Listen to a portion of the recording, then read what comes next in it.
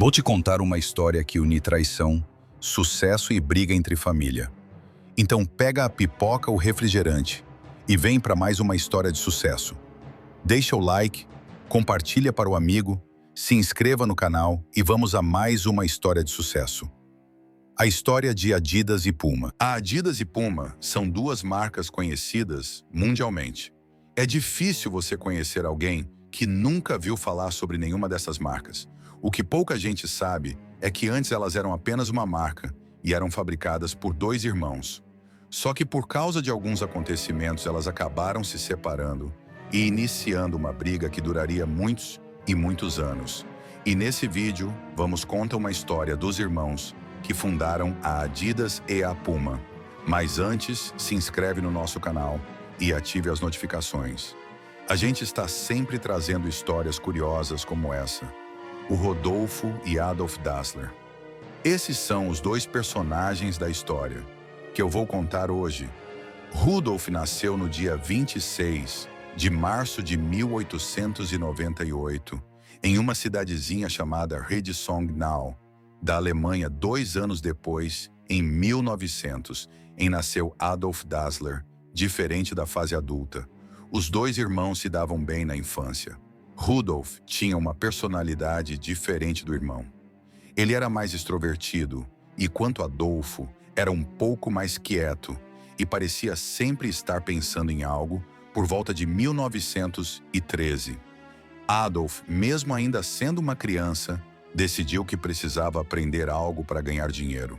Nessa época, as pessoas não se preocupavam muito com os estudos e muitas crianças começavam a trabalhar muito cedo. Adolfo, então, se tornou aprendiz de padeiro, profissão que poderia dar alguma perspectiva de futuro. O pobre Adolf sentia que ele não tinha nascido para ser padeiro. Ele então deixou essa ideia, desse a padeiro e foi ser aprendiz do seu pai, que era sapateiro. Por volta de 1914, Rodolfo foi chamado para a Primeira Guerra Mundial.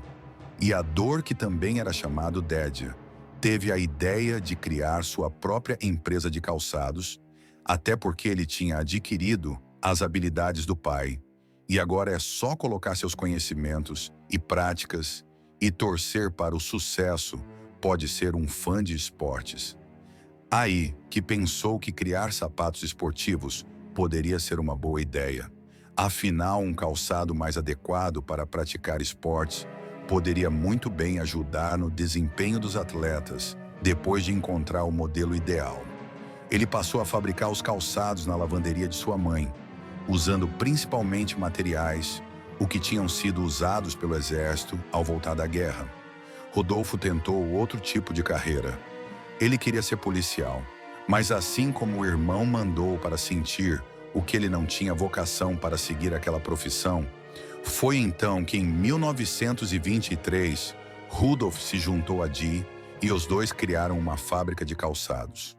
O nome da empresa era a Fábrica de Calçados Esportivos dos Irmãos Dassler. E logo no começo da empresa, eles fizeram muito sucesso. Uma das características que chamava a atenção nos calçados dos irmãos era o fato de que alguns deles possuíam cravos, algo inovador para a época. Para eles, a ideia era fazer sapatos com espigões, que poderiam proporcionar melhor desempenho para os atletas.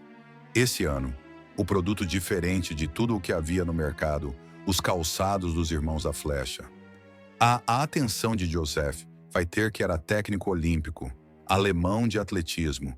José conheceu os irmãos e os três passaram a fazer algumas parcerias para o mundo dos negócios. Na verdade, foi com a ajuda de Joseph que eles entraram para o mundo do esporte, dando aos irmãos das suas acesso aos atletas alemães. No ano de 1928, um par de calçados foi usado por Lina Radica, a primeira campeã olímpica dos 800 metros femininos, prova que estreou nos Jogos Olímpicos de Amsterdã. Esse acontecimento foi muito importante para a marca dos irmãos. Os deu muita visibilidade ao diferente calçado usado por Lina Casa. Do começo dos anos 30, o partido nazista começava a ganhar cada vez mais força na Alemanha. E para os irmãos Dassler, Essa poderia ser uma ótima oportunidade de alavancar os negócios em questão de poucos anos. A marca dos irmãos já era conhecida por toda a Alemanha, mas o melhor ainda estava por vir em 1936. A Alemanha recebia os Jogos Olímpicos e os irmãos Dassler acharam que essa seria a grande chance de se tornarem conhecidos mundialmente. Nessa ocasião, os Jogos Olímpicos contavam com a presença do famoso astro americano Jesse Owens. E foi através dele que os irmãos Dassler apresentaram os seus calçados ao mundo. Usando os calçados dos Dassler, Owen ganhou 4 medalhas de ouro, mas não foram quaisquer medalhas. Owen conseguiu provar que aquele assunto de superioridade, o ideal era pura balela, e subiu ao topo do pódio, na frente do próprio Hitler, junto com as vitórias. Owen também fazia uma poderosa publicidade para os irmãos Dassler. A partir daí, eles ganharam muito dinheiro. Após os Jogos Olímpicos, as vendas da Flash chegaram a 200 mil pares por ano. Antes da Segunda Guerra Mundial, as pessoas começaram a pedir calçados para jogar basquete, hóquei e beisebol, e assim a marca começava a ficar conhecida no mundo inteiro. O fato de que Jesse Owens tinha usado a marca dos irmãos teve consequência até na Segunda Guerra Mundial, quando os soldados norte-americanos estavam na Alemanha nos últimos anos da guerra. Eles reconheceram os irmãos da súmula como os fornecedores de calçados de homens.